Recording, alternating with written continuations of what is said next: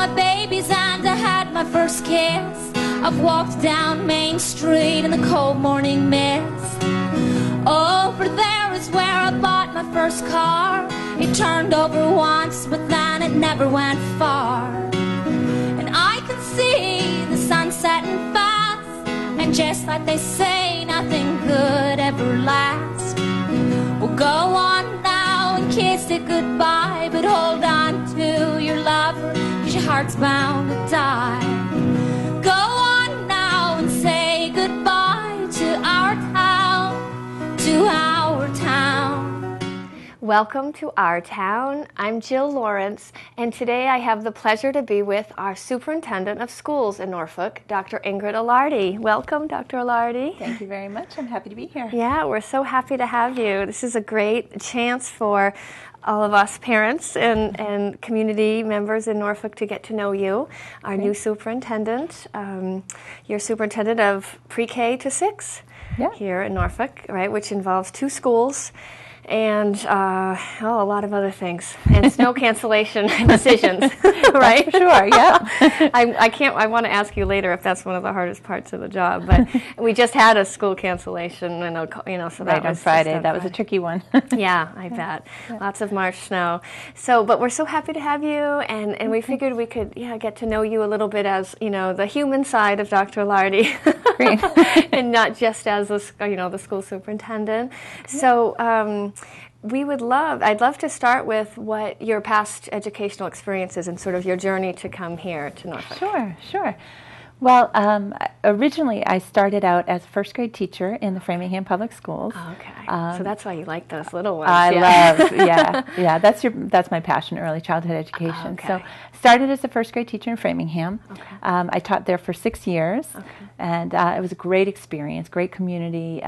Learned a lot from that, which was wonderful. Yeah. And after that, I took a year off. I had my children and did some consulting work with the Annenberg on science education. Oh, that's right. I've heard of Annenberg. Yeah, it was another really interesting experience, looking at inquiry-based science, learning, things like that. Okay. So, was that out of Brown University? It's actually with the Science Media Group in Cambridge, Massachusetts, affiliated with Harvard.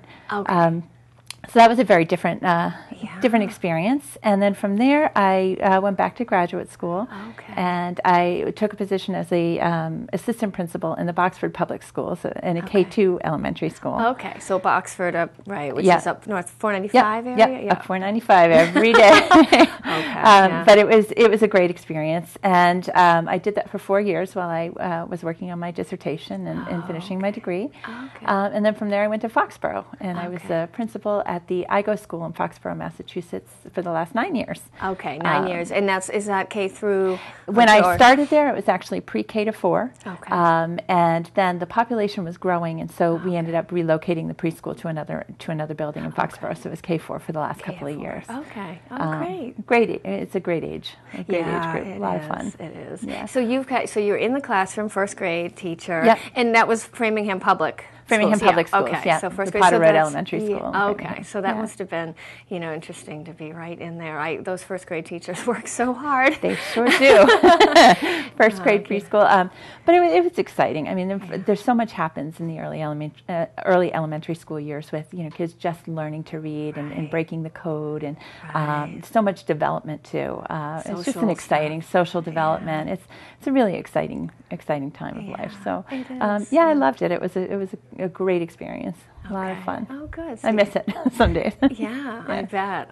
So you had that classroom experience, and then on to Boxford, you said. You took the time off in between just to get start your PhD. Is it an EDD or I have my PhD. PhD, okay. Yeah. And so just out of curiosity, kind of more than anything, what is your dissertation? What did you write? My research was on how students view the concept of intelligence and whether they believe it's a sort of stable quality, something you're born with, or something you can develop, and really looked at the impact that has on students' resiliency and achievement levels. It was very, very interesting, and there's a lot of research that would indicate that if children really believe that intelligence is something that's fixed, that you're born with or not, they struggle in the face of academic challenges and withdraw effort. And so it's really informative in terms of how we can help kids all kids learn more effectively. So right. Okay, so it's how the students themselves view intelligence, the concept of intelligence. Whether they believe it's something you can develop or whether they think it's a quality you're born with. Right. Yeah, wow. And what age group? Did you look at one or across the board? I looked at a pretty wide age range, but mostly elementary students, because by the time kids are 8 or 9, they have that sort of developed concept. And right. it does have a significant impact, so it's really interesting. Okay. Do you have a bound copy of this in your office that we can come by? I have a bound copy. It's not in my office. Right. Okay. But you're welcome to read it. I'll look it up. Awesome. Okay, great. So that's sort of your, what brought you here, your journey to now being, so this is your first superintendent position, yes, which I think, which is Yeah. great. It sounds like it's a great fit. You sort of your progression, right, from. It is. I was really interested in Norfolk for a couple of reasons. One, my passion is early elementary education. I have taught in 3rd grade and some of the older grades as well.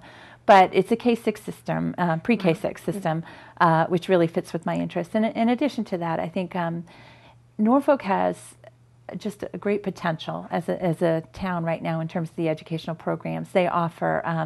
I think the community's been hit hard with the budget cuts over the last few years, as many communities across the Commonwealth have. But you still have a system that has great, strong public support for education, very involved parent community. You have a teaching staff that is incredibly committed and dedicated, with energy and interest in moving forward and trying growing, new things, trying new things.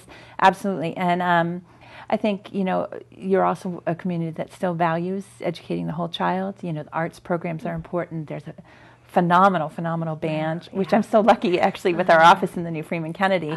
The band practices there every morning, right so I near come you. in and I get to enjoy that. Yeah. But it's a community that recognizes the importance of the whole child and nurturing the whole child. So I think there's just a lot of potential here, moving forward. So that was what attracted me to the schools. Okay. Yeah, and it's nice to have, I think, as parents, we feel to have someone who looks like they're sort of in it for a while and not have a transitional, position where there maybe someone comes and stays and can really, put down roots in terms of professional roots and invest in our schools, because we are proud of our schools. And like you said, I think there's so much parent involvement and parent dedication, just across from the TPA, of course, but also just other, just getting into the schools, volunteering and being really willing to do anything. And so I guess that leads me to a question I wanted to ask you is, what do you think,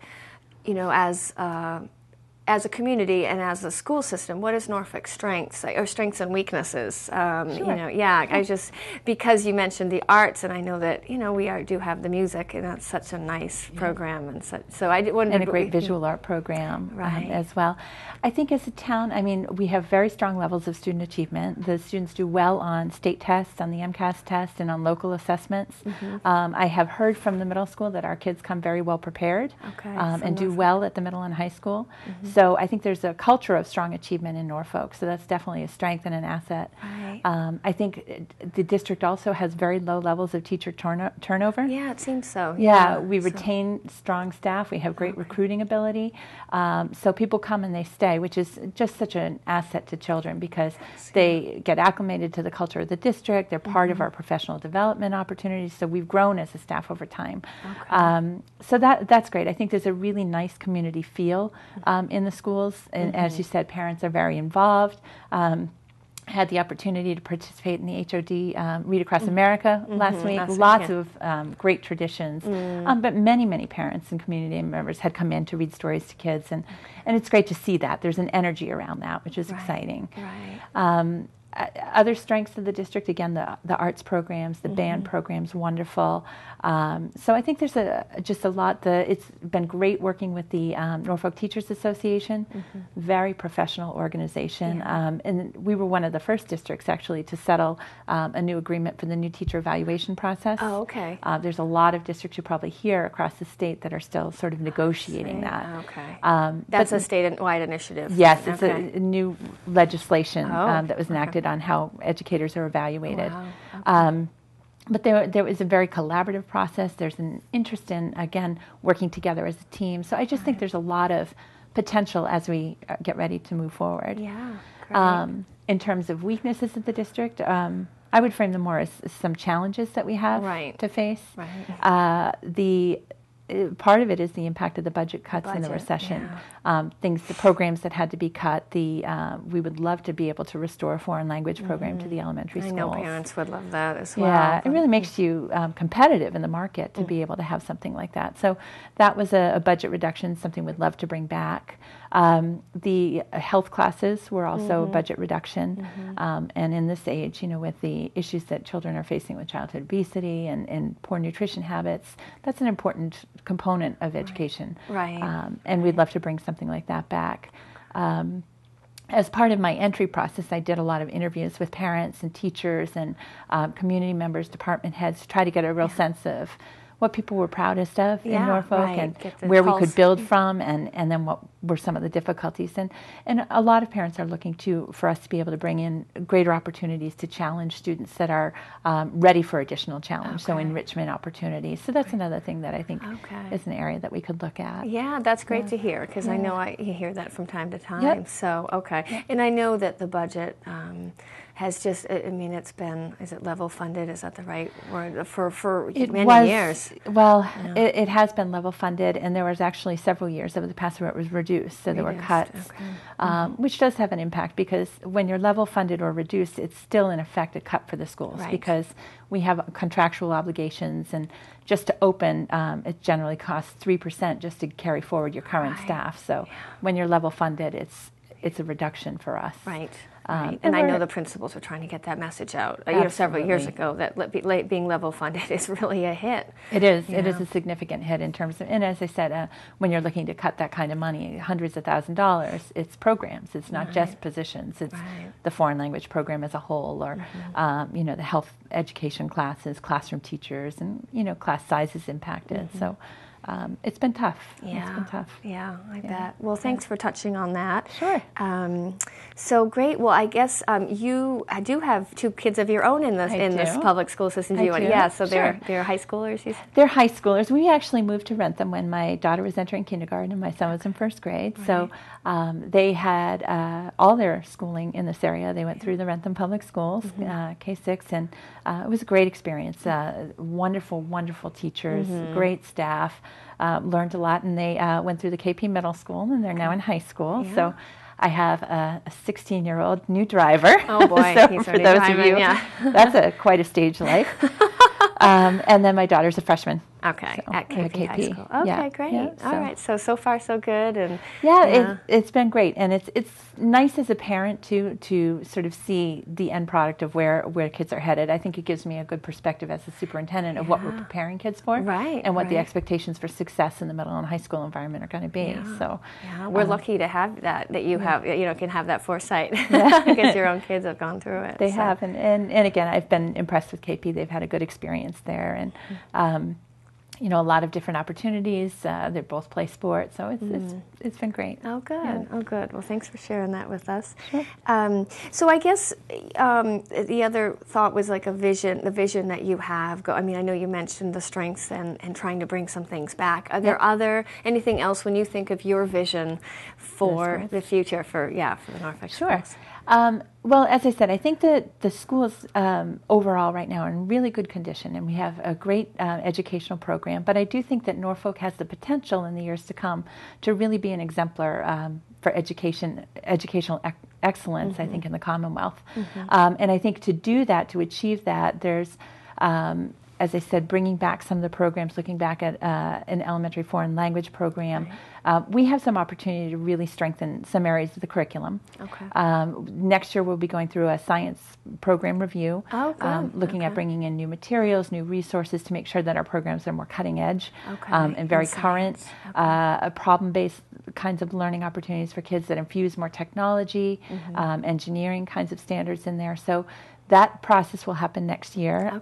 Great. So I'm excited about that. We just brought in a new math program that's very rigorous. Right. I'm sure as a parent you've experienced that. Yeah, and it's Go Math, right? Go Math, yes, and it's fully aligned with the new Common Core standards. So kids, again, will be very ready for the new forms of assessment that are coming down the pike, the PARCC assessment that will eventually replace MCAS. Right, okay. So the math program is in really good shape, but the science, we have work to do there.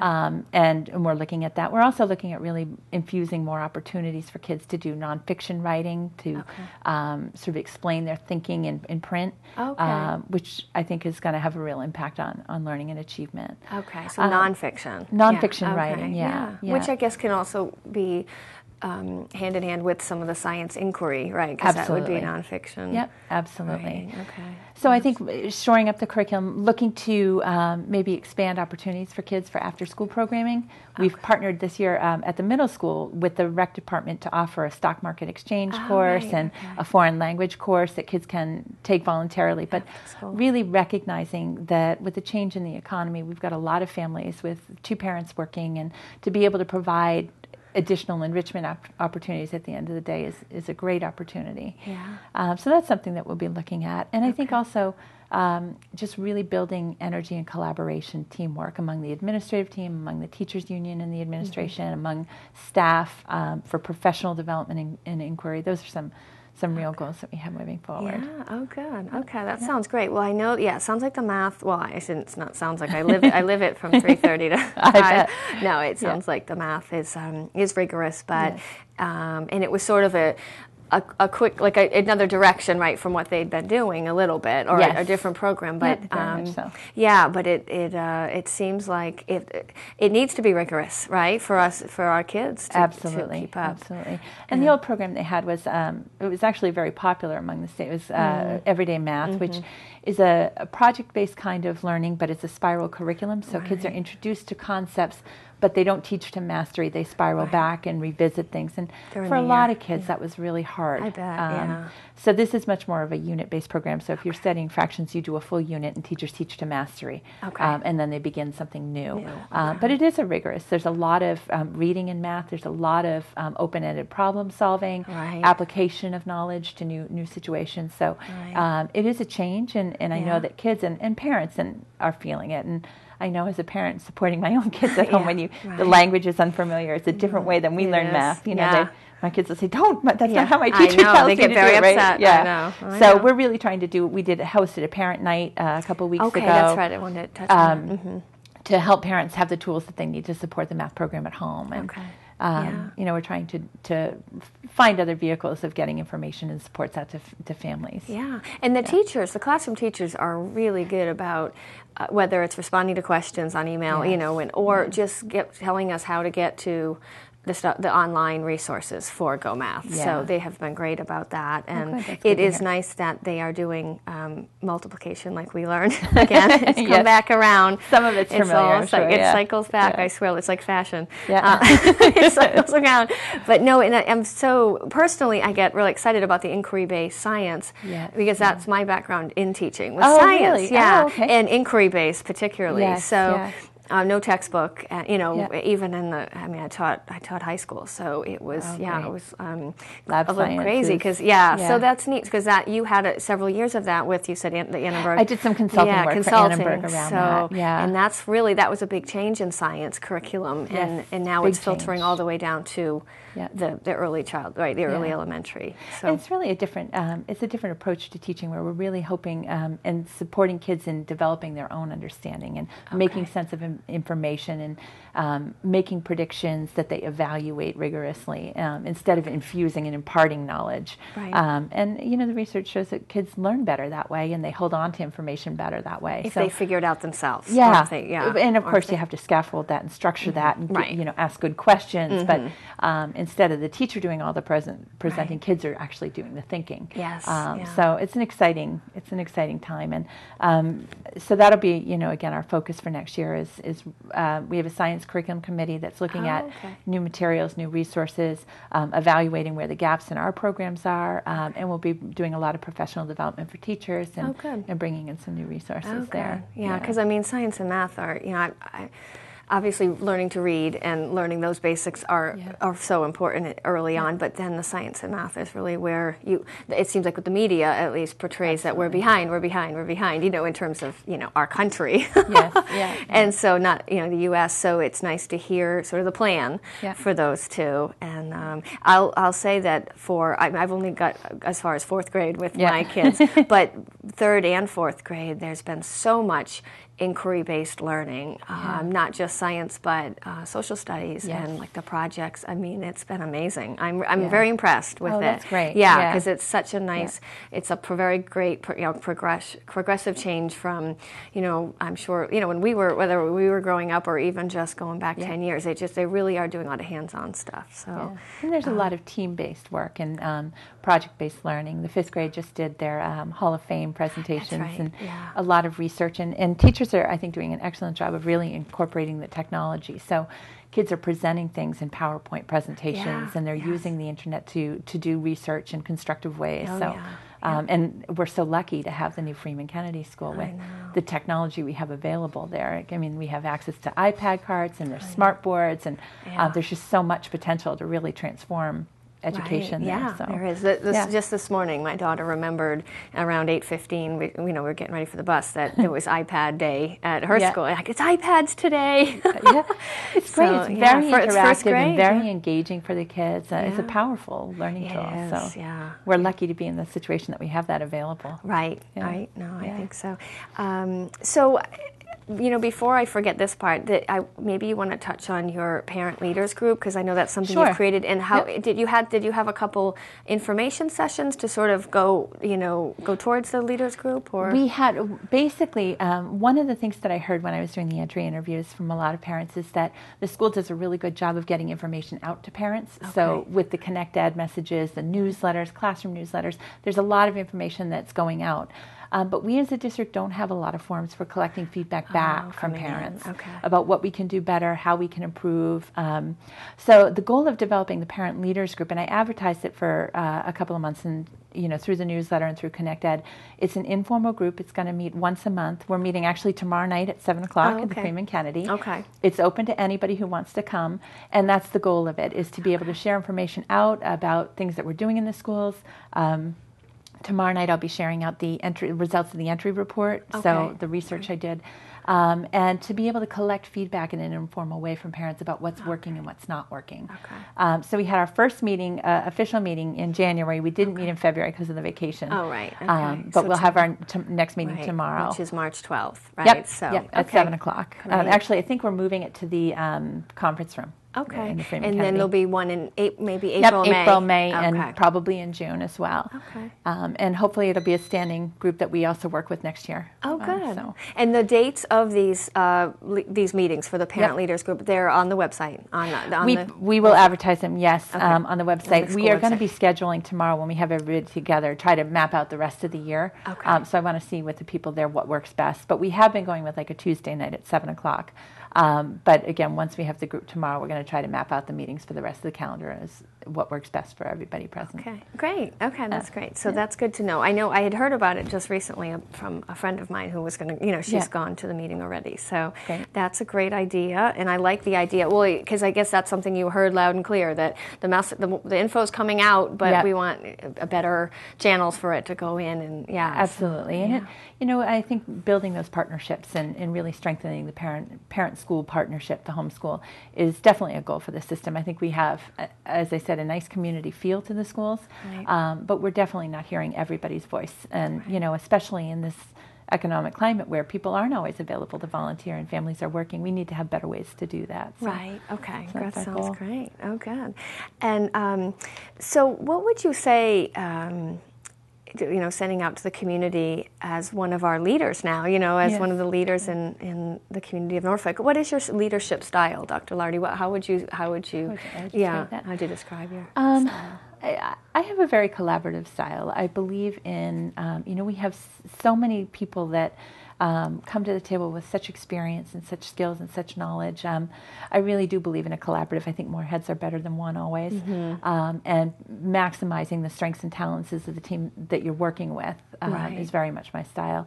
I believe in very open communication, and that's part of the parent leaders group. Mm-hmm. Sometimes what you hear back isn't always positive, but it's important to have a vehicle for that because we learn from each other. Right. And I'm very open about, what can we do better, and that's the goal is continuous improvement. That's what we talk to kids about, is life's about lifelong learning.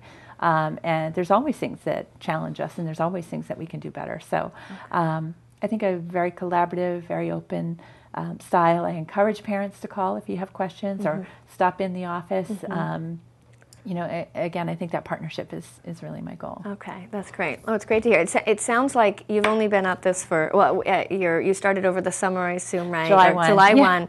Yeah. So it's been 9 Interesting months. time to start, right? Because the office was moving from town hall. That's and right, the brand we're in new the middle school. of in the building project. But So you took on a lot of, it was a lot of chaos there. But the opening of the school went so smoothly. It did, and a beautiful tribute ceremony at the dedication. So it was really, it's an exciting start.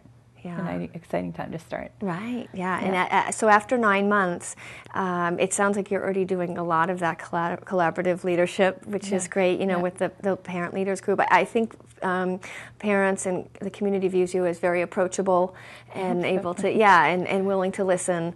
And so how would you characterize your first 9 months? It's not even a year yet, but your first 9 months as a superintendent. It's been a bit of a whirlwind. It's been very exciting. We had a lot of changes, a lot of things going on. As I mentioned earlier, we had a whole new teacher evaluation system that came in that we worked on, which required us to purchase actually a new software, new management tools.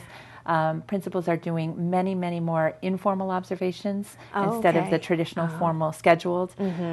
So there's a lot more, management of that whole process. Right. And we've really worked closely with the union to make that comfortable for teachers to shift the focus from really principals becoming instructional coaches. Okay. And the purposes of observation and supervision is to help each other get better. Right. And so we've done a lot of professional development for teachers as well as for the administrative team to make that process go effectively. Yeah. Because they can be scary. Yeah, absolutely. Speaking from a teacher who's been evaluated. Yeah, and the same way, yes. And we're using the same process for all the administrators, so I'm observing them informally as well. Oh, okay. And the school committee is doing the same for me, so we're all on the same, in the same boat, and it's a new process. Would you give us the date for the budget hearing, just so we have it? Yeah, the public hearing on the budget is the 19th, so it's next Tuesday at 7 o'clock in the Freeman Kennedy Library. Okay, great. So Tuesday, March 19th, 7 p.m., Freeman Kennedy Library. Yep. Great. Okay, well, we've covered a lot. I feel like we've gotten to know you. This is our get to know you chat. Do you want to, before we wrap up, do you want to mention anything about the snow cancellations? Because we just had, when you know what a winter it's been, right, for my first year. The snow cancellations, it's a challenge, because here in New England, sometimes the weather changes last minute, and it's hard. But we have a process in place, and usually when we're expecting snow around 3 in the morning, I start communicating with the DPW and with the other area superintendents to kind of check the conditions of the road, and we make the best decision we can based on the available information. Unfortunately, there's no weather guru. I mean, we get the same forecast that you're all watching from home.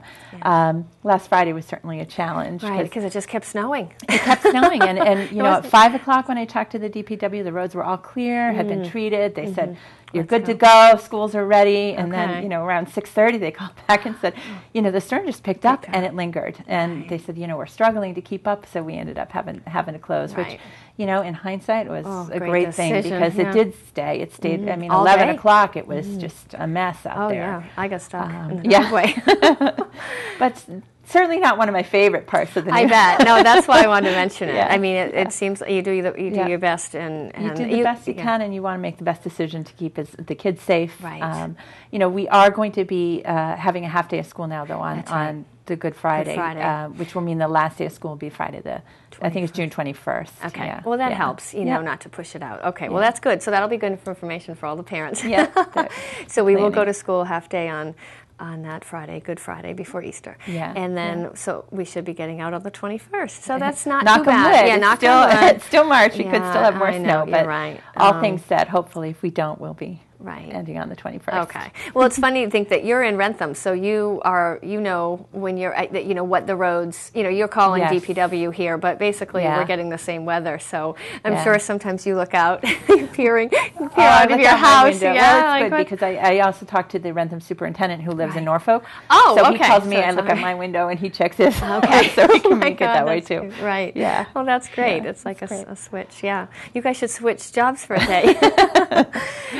Okay, well, I don't know if there's anything else that you want to add to. No, it's just been a privilege and a pleasure to be here in Norfolk, and I'm really looking forward to the years to come. Yeah. I think it's an exciting time. It is, and we're looking forward to having you for a long time. Oh, great. Thank you. So great. Well, thank you, Dr. Allardi, for being here. Dr. My Ingrid pleasure.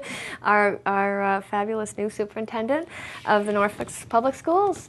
And for our town and Norfolk Cable TV, I'm Jill Lawrence. Thanks for watching. Your lover, 'cause your heart's bound to die.